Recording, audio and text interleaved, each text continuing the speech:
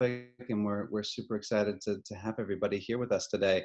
I'm John McGeehan. I'm the founder and CEO of The Dorm. We're really excited, as Tracy mentioned, to partner this week's roundtable discussion with Dr. Michael Young, who is the service chief at the retreat. Many of you know, and for those of you who don't, the retreat is just a fantastic resource for clients, in particular with BPD, and we thought it would be exciting to really join them in presenting today on this discussion. From The Dorm, we have Dr. Amanda Falk, who is my partner and our chief of clinical. We have Sarah Hart, who is the director of The Dorm DC.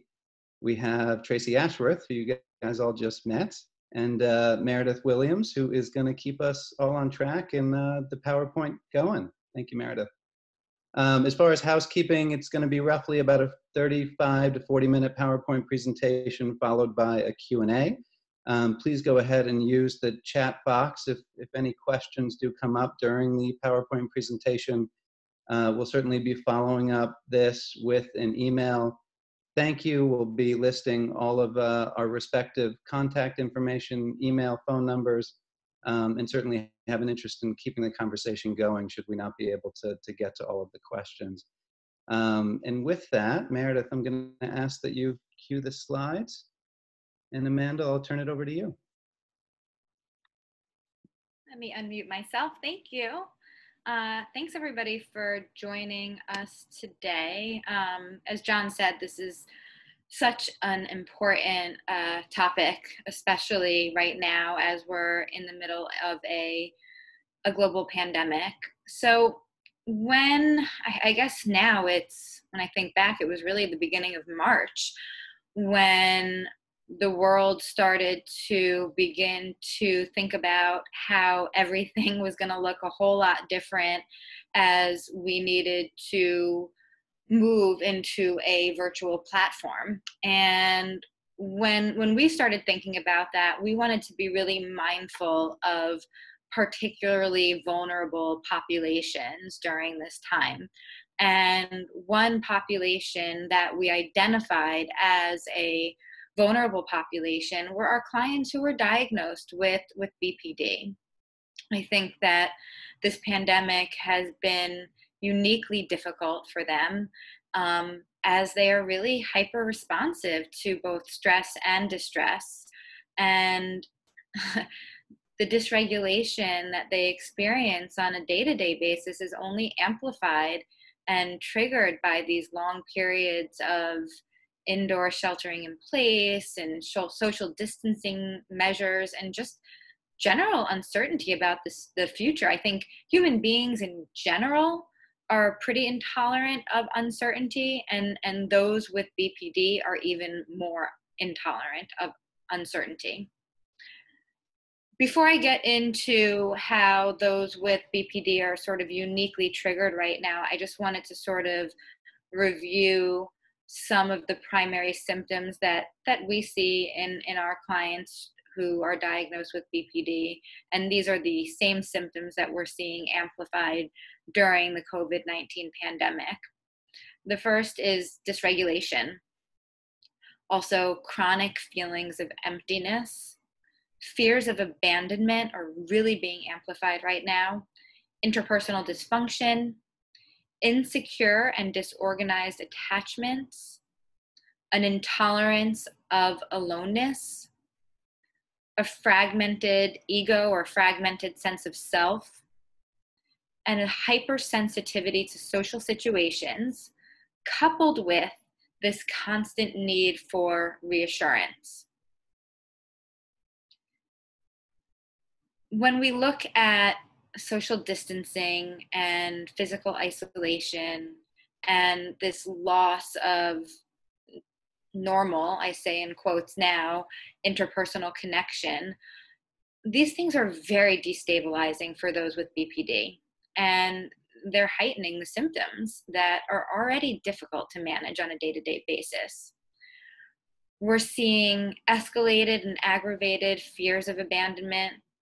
We're seeing extreme fear of being left out by friends and family members, and intense reactions to perceived sense of social rejection. And I thought it might be useful to just share a little bit of a sort of case study, so as to speak, of one of our clients during this time, and an experience that she tends to be having on a repeat mode throughout this COVID-19 pandemic.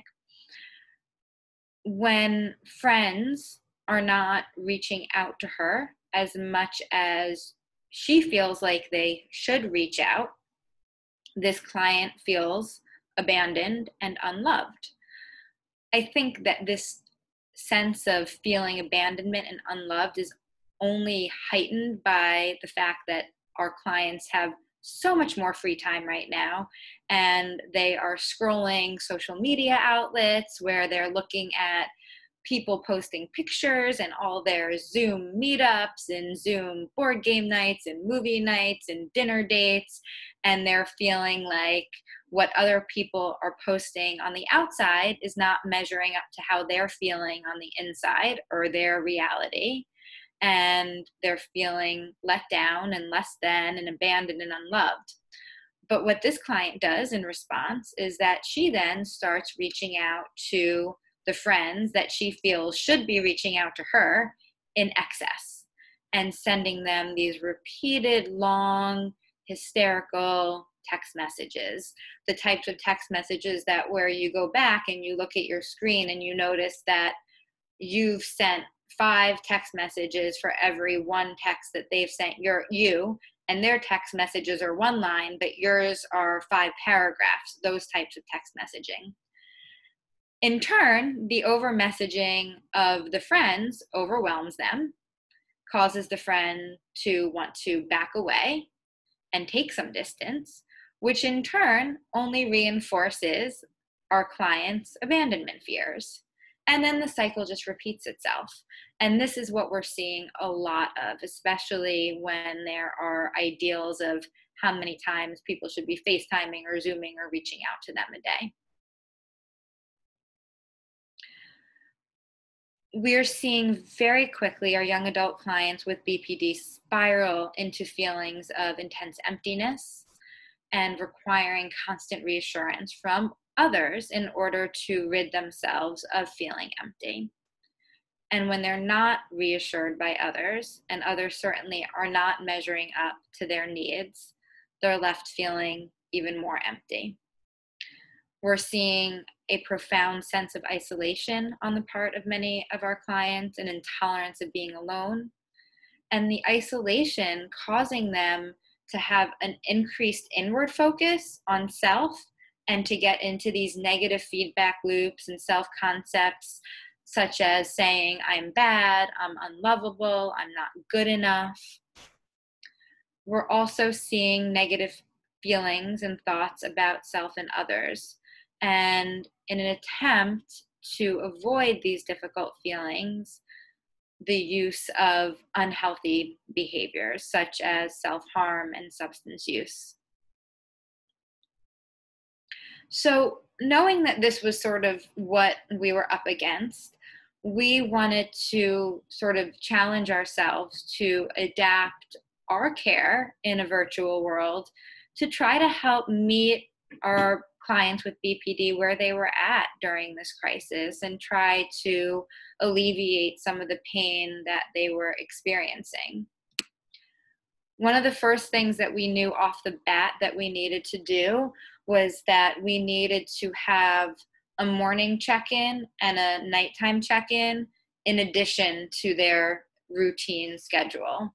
So the morning check-in was basically to help get them up, get the day started, make a plan, set some intentions for the day, talk about skills they would like to use in their relationships.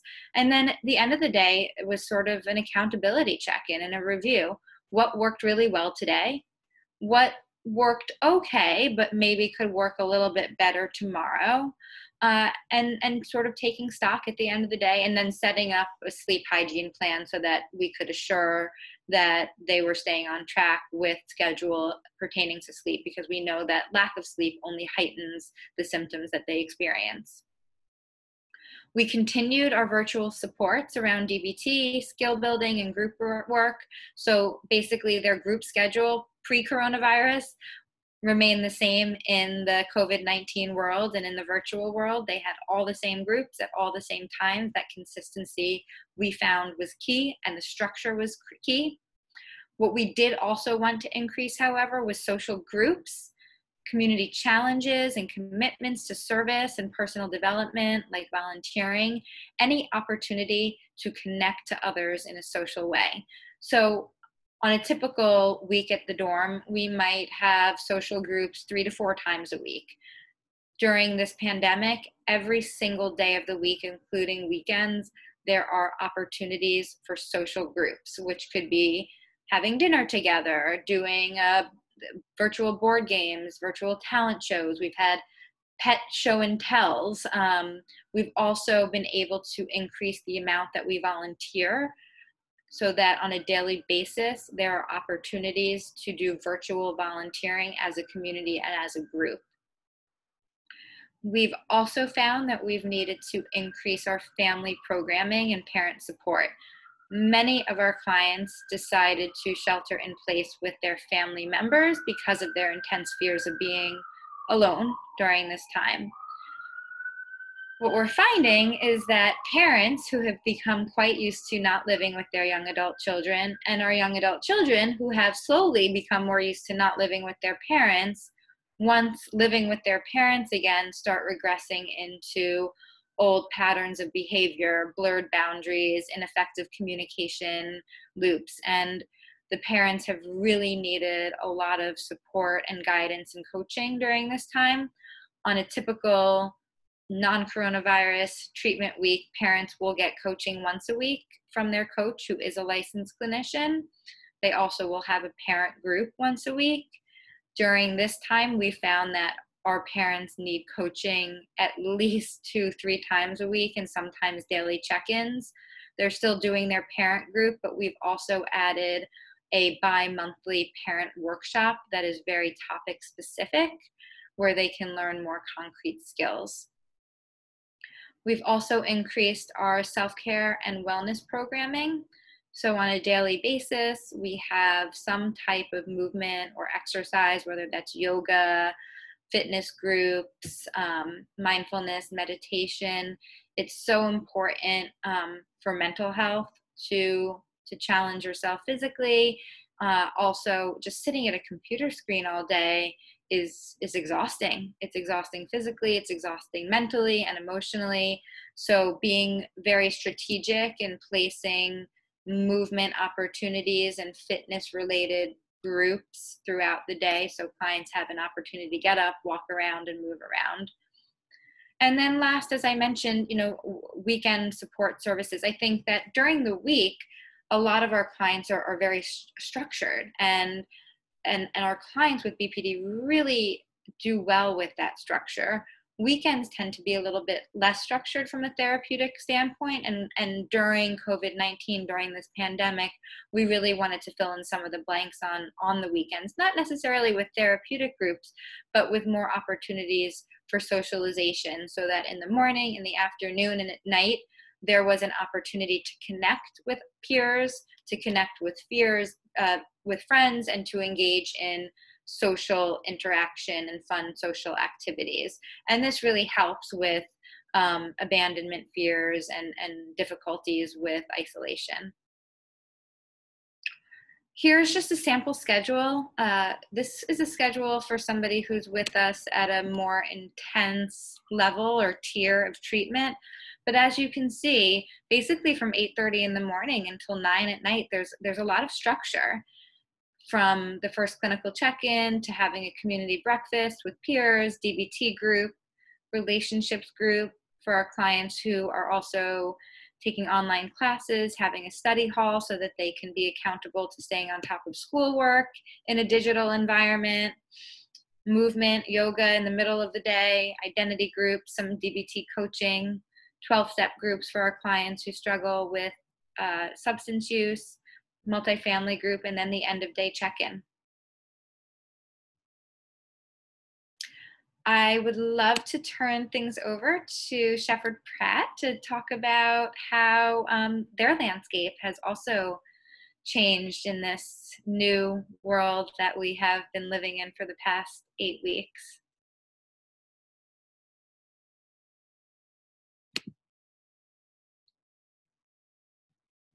Thank you, Amanda. I'm Dr. Young. I hope people can see me. All right. So it's really a pleasure to be able to take part in this forum. This is really great. This COVID pandemic has been a shared experience for all of us, and it's been a fairly stressful shared experience, for many, and especially for those that already struggle with regulating their emotions. With these extra stressors of the structure being lost, of our normal support system not being available in person, it's really been a situation that's thrown many of us for a loop, and many of our patients with borderline personality disorder. Now, the way that I've really been trying to frame the treatment in this setting is along the lines of looking for the silver linings in this. At a time like this, we need to be all the more attentive to our mental health. So, I mean, this is really a time where mental health needs to take the priority. I mean, we need to be doing everything that we can to stay well. And it's really an opportunity to hone those skills. I mean, the core pillars of DBT treatment, for example, distress tolerance skills, emotion regulation skills, mindfulness skills, interpersonal effectiveness skills. We need to use all of them, on a regular basis. So I think that this has been a real opportunity for people to really think about the different aspects of their mental health, lifestyle, self-care, embracing this concept of radical acceptance, focusing on where to find the gratitude even when the days are difficult. So here at Shepherd Pratt in the retreat, we have wanted to be extra attentive to the needs of our patients with borderline personality disorder in all of our levels of care, whether that's in a residential setting, in the hospital, one of our residential settings outside of the hospital, or our outpatient community.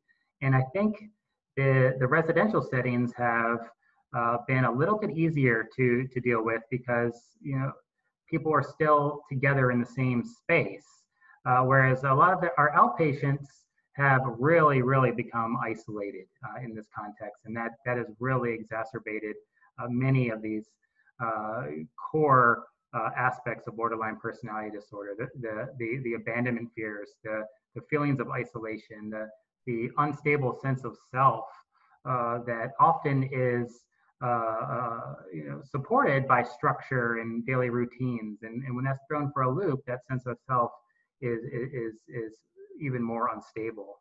So here at Shepherd Pratt, we've increased the amount of outpatient sessions for some of our patients to help them feel more taken care of, to help ward off those feelings of isolation and abandonment during this time. We've tried to maintain access to the parts of treatment that many places have not been able to maintain because of pandemic restrictions. So we've taken measures to continue keeping our neurostimulation services open, such as TMS and ECT.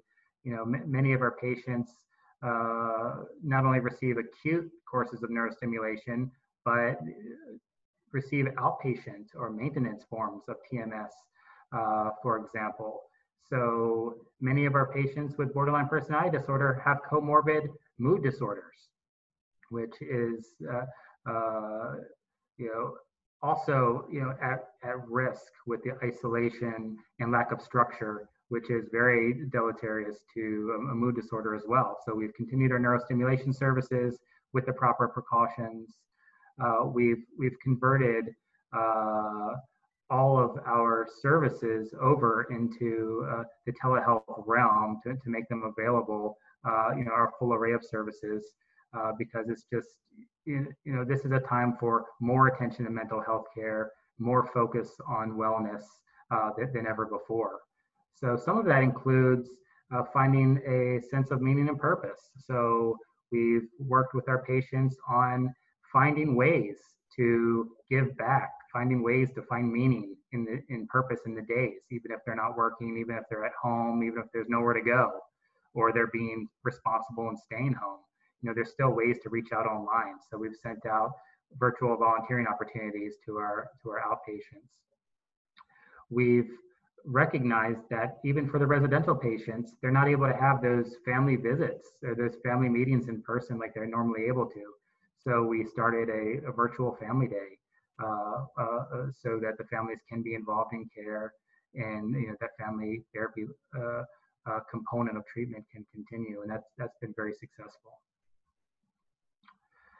So what we've also realized is that at this time, and I think all of us have realized, it's really harder to keep that same level of moving and activity when we're supposed to stay home, when we are, not even doing a normal day-to-day walking, from place to place, parking lots, buildings, we're kind of like more indoors. So we've ramped up our virtual options for movement therapy, personal training, recreation therapy, yoga. These modalities of wellness have been really strongly embraced during this time, because people are attentive. If I'm not moving, then my mind's not working as well. My mood's not as good. We got to be moving. So people have been getting innovative on how to keep moving and how to engage in their normal fitness activities, and even in some cases more fitness than ever right now. And I'm sure people have noticed the outdoor spaces are being more utilized than ever right now in the general community in terms of jogging, biking, exercising. So all the more important for our patients with borderline personality disorder. Our mind and body is very, very closely connected. Exercise benefits mood tremendously. So that's been a very big focus of encouraging people to keep moving, experience the restorative aspects of nature, for example. All of these aspects of developing positive psychological skills, good lifestyle management is focused on in this field we call positive psychiatry. It's about mental wellness, building mental wellness, and recognizing that mental health is not just the absence of depression or the absence of anxiety or the absence of mental illness. It is a proactive state that we need to build. So that's positive psychiatry. We focus on developing positive psychological skills. Focuses on gratitude, optimism, social connection, wisdom, experiencing awe in our life, AWE, awe. And so we've even introduced some positive psychiatry options for staff throughout Sheppard Pratt. Okay, so the other thing that we've tried to maintain and really encourage for our outpatients especially is the specific groups tailored toward treating borderline personality disorder. So DBT is a treatment modality that most people know, pretty mainstream. The mentalization-based therapy is another form of group psychotherapy that can be done in borderline personality disorder. Psychodynamic group where people can get feedback and support each other. So we've continued these groups in a virtual format. We actually even added an outpatient psychodynamic group because the demand has increased for that. Virtual groups, and I'm sure people have realized, are working very, very well. It's not the same in all cases, and all of my patients are looking forward to getting back to in-person groups. At the same time, having that option by doing the telehealth through Zoom has been just crucial bridging. So the other thing that we've done is we've expanded opportunities for people that are leaving our residential settings to continue with us in the outpatient setting, or even continue with the residential setting virtually after leaving the retreat. So that was another adaptation that we made. But it's been a very fast-moving experience, but recognizing that our patients with borderline personality disorder need more support now than they did prior to the pandemic, and we're trying to adapt to that. Okay, so a few practical tips that we'll get into. So social connectedness is probably the number one most important thing associated with wellness through the lifespan. Feeling that people have your back, feeling connected with other people, just absolutely essential in our mental health. So what we want to do with our patients with borderline personality disorder, as well as for ourselves and for everybody that we work with, we want to really make it a focus to make sure that people are staying connected with positive supports, with mutual supports, on a regular basis. So on all of my sessions, one of my check-ins with my outpatients is to review who my patients are keeping in touch with. Which family members, which friends, which clinicians, how are people staying connected? Are they staying connected in healthy ways? Are they doing Zoom? Are they planning for the social connection with regular setups? Not waiting for somebody to organize something, but even being proactive in setting things up. Is social media a net benefit or not? The way that it's being utilized. So reviewing the social media use, making sure that that's being done in a healthy way. Okay, so that's social connection. Mindfulness skills are always a very important part of focus in terms of our mental health. How are we experiencing the moment? Are we fully engaged with those people we're with, or are we multitasking? So just practicing those mindfulness skills. Mindfulness meditation, simple breathing meditations, the Calm app, for example, loving kindness meditation, just simple breathing. These types of ways to stay in the moment, decrease anxiety are just essential right now. Okay, so finding meaning. Finding meaning is also another aspect of our overall wellness that cannot be overstated. We need to find meaning in our life. We need to find purpose every day. So one of the things that's happened in this pandemic is that day-to-day routine that often people find meaning in is lacking. So some of my patients that live alone especially feel like they're kind of sitting around and not having that kind of structure and that meaning in their day. So what we've been focusing on as another aspect of our sessions is using this opportunity for a couple of things. One is to find meaning in self-care. Self-care is an essential aspect of our mental health. Now actually provides the opportunity for some people to really focus on that self-care and do things that they normally don't have time for or normally don't have the opportunity to do. I mean, this is an opportunity to, break out those cookbooks. I've always wanted to make homemade pasta. Well, now I have the time to do it. Learn an instrument, learn a language. I have one of my outpatients is taking art classes online. Art therapy and as well as art classes is very amenable to doing this type of thing online.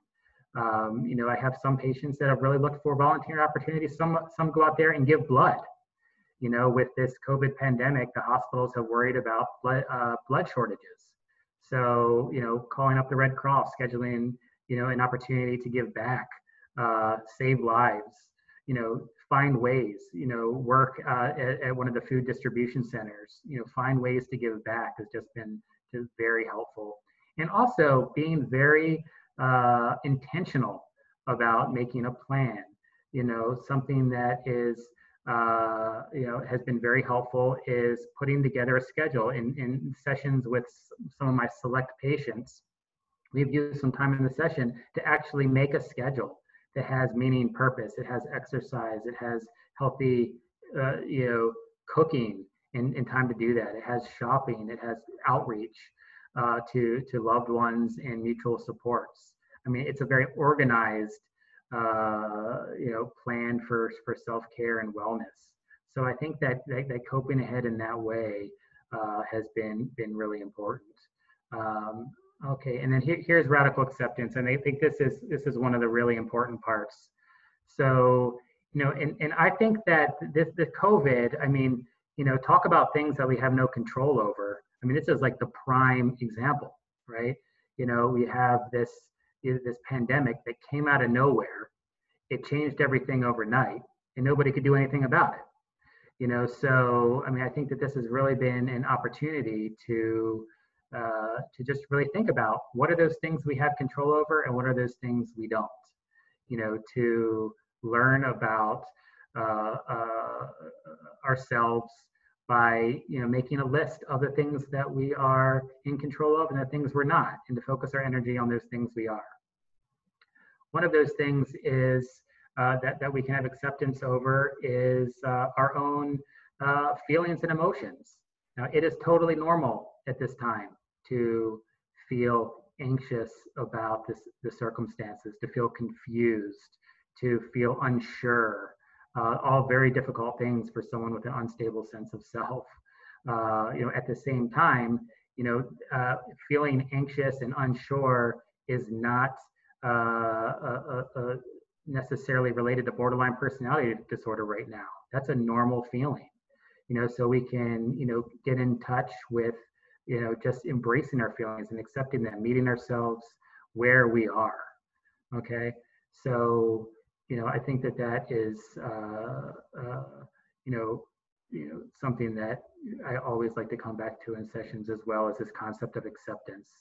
I say the three big things: acceptance, gratitude, and self-care. I mean, those have been themes. Okay. And one thing that I want to really, stress to people as well when they get overwhelmed with and feeling lost and feeling like they're losing their support system in this time, is that virtual treatment, although it's not in person, it is still very effective. In fact, there are certain aspects to it that, the convenience of travel, the ability to come to a session even when not feeling well, things like that. There are some even advantages to it. And virtual treatment works very well. I think that it's a good idea for people to reach out for support groups. Emotions Anonymous, if there's any kind of addiction issue.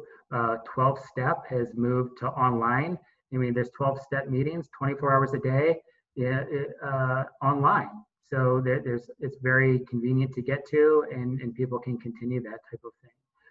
So, I think that I've covered a lot of topics very quickly, and I want to have time to, for questions and answers. But let me just kind of review the scenario for one of my patients that I've been working with, in terms of helping her cope with her borderline personality disorder in the context of this pandemic, and kind of what it takes at this time.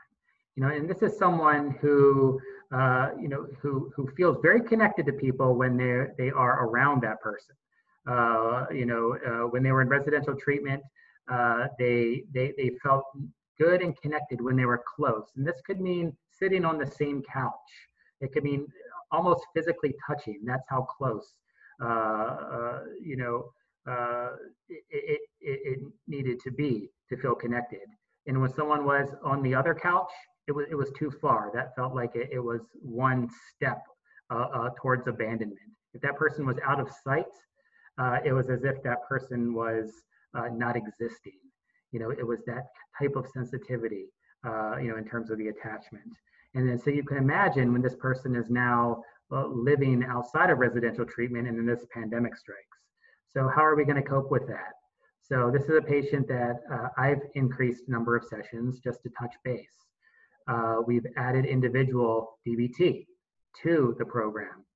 They participate in a DBT group and they participate in a co-occurring group. They have a 12-step sponsor. They participate in 12-step groups. Despite all of this, they have a volunteering effort by taking calls for 12-step and directing people to meetings. It's kind of like a service position within 12-step.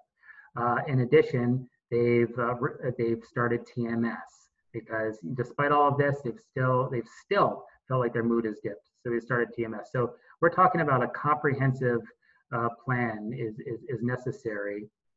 But with all of that, she's doing okay, and she's able to see the other side of this thing. So it's taking, it takes a lot, but every day that we kind of go through this pandemic, we're one day closer to the end of the pandemic. So let me stop talking so quickly and take a step back, and we'll open it up to questions. I'll pass it back to Sarah.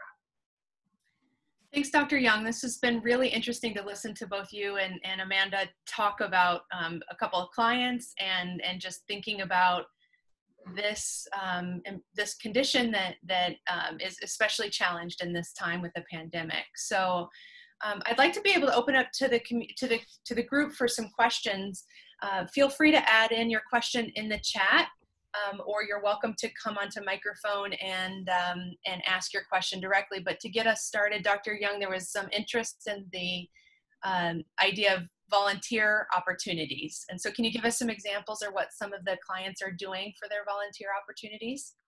Yeah, absolutely. So one of my outpatients, as I mentioned, is volunteering through their 12-step community, taking calls and in an online capacity. Directing people to meetings. So in that way, kind of bringing more people into treatment. So that's one example. Another one of my patients, my outpatients, was participating in food distribution. So it was at this time there are people that are really struggling financially and having difficulty with food. So Maryland Food Bank is active and and going out there and actually participating hands-on with masks and social distancing, doing that kind of thing. Another one of my patients does online support. There are certain organizations that you can get training, and sometimes it's pretty basic training, and you can support others that are struggling from a peer-to-peer kind of a way. One of those organizations that does this type of thing is Trevor Project. One of my patients has been very active in volunteering with the Trevor Project, which is online. It's volunteer. They actually also have paid positions, but you get the training. You can volunteer with youth that are struggling, and they have a very regimented approach. It's like a crisis helpline. Crisis helplines take volunteers. Suicide hotlines. There's a lot of more opportunities now for tech support hotlines, and crisis hotlines is another way to do it. Opportunities to do online tutoring with people. So I have encourage people to utilize their skills, like if they have any history of teaching or participating in that kind of a way, looking for opportunities to tutor online, for example. And then, and like I mentioned, volunteering by giving blood, to the Red Cross. That's been another thing that people have really felt good about. How can I help during the pandemic, for example? Well, you can give of yourself in that way. So those are some of the things. But we can send along. We actually have a resource that our occupational therapists put together. We can pass along that resource to you guys.